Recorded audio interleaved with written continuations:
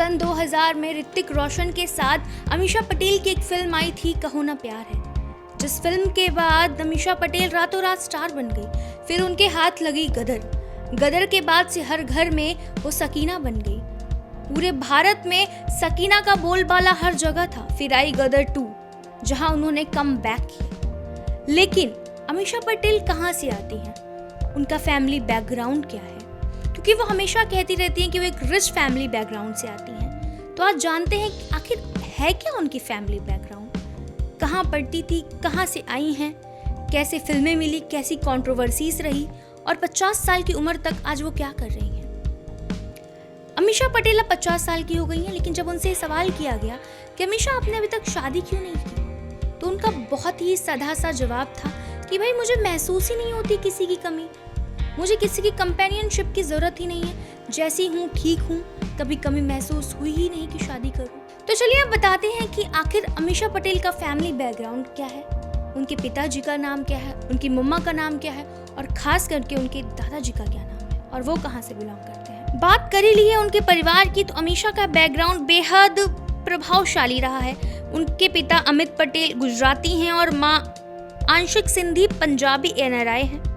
वो राजनेता और वरिष्ठ वकील रहे राजनी पटेल की पोती हैं, जो मुंबई कांग्रेस के प्रदेश अध्यक्ष भी रहे हैं। हालांकि अमीषा की लाइफ सिर्फ फिल्मों या परिवार तक सीमित नहीं रही, कई कंट्रोवर्सीज में भी उनका नाम जुड़ा। 2006 की एयर इंडिया की एक फ्लाइट में जब उनके दोस्त को फर्स्ट क्लास में अपग्रेड नहीं मिला तो समझ में आया कि भाई अमीषा पटेल ने तो यहाँ झगड़ा कर दिया है। कई मीडिया पोर्टल्स में कहा गया कि अमीषा पटेल का हुआ झगड़ा, अमीषा पटेल ने की बदतमीजी।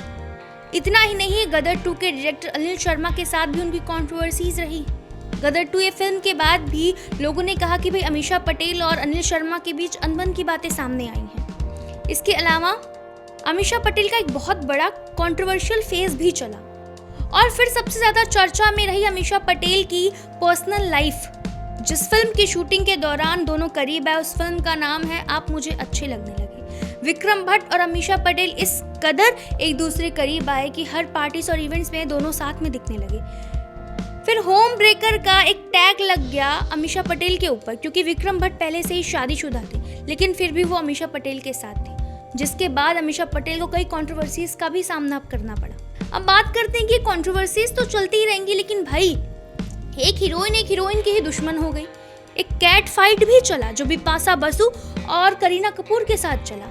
तो इतनी सारी कंट्रोवर्सीज का सामना करके अमीषा पटेल यहाँ तक पहुंची है और दावा है उनका कि और भी फिल्म में वो जल्द ही दिखने वाली हैं। जितनी अच्छी परफॉर्मर है उतनी अच्छी अदाकारा भी है। उसके अलावा जिस तरह से वो अपनी जिंदगी लेविश जीती हैं वो देखने के काबिल है। अगर आप भी जानना चाहते हैं अपने फेवरेट सितारों के कुछ हाइलाइट्स पल और हसीन पल के बारे में, कुछ कंट्रोवर्सीज के बारे में, तो हमें कमेंट कर नाम बताएगा कि अगला नाम मैं किसका साझा करूं आपके साथ।